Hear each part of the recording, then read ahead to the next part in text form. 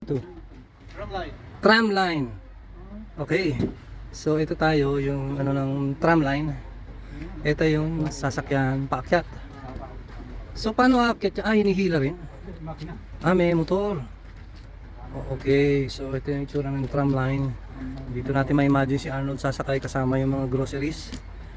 Ayun. Wawawi. So aakyat yung tram line doon. You know? So all the way up. All the way up. Ayan.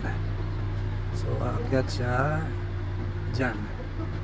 At ang mangyayari, ayan, galing dito, ito habulin natin. Magpakita ka.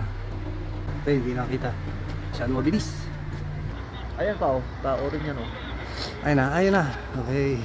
Habol na. Ayun, ayun na yung tram line. Pababa. Ito, this is yung persado, diba? Alright. 400 daw, back and forth. Si ate, talaga nakakapit. Parang mahigpit doon sa ano. So active yon. Kanina ko pa nakita, active babae. Pero ito, 5 daw yan eh. And parang hindi pa nag-ooperate to.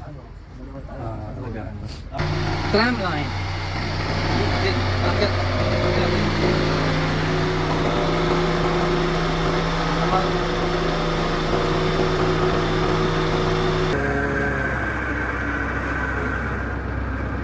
Si ate. Wow, easy. Nakahiga lang. Kabitin pa, bakit ayaw pa siyang dumapit? Parang pinipigil niyang sumigaw.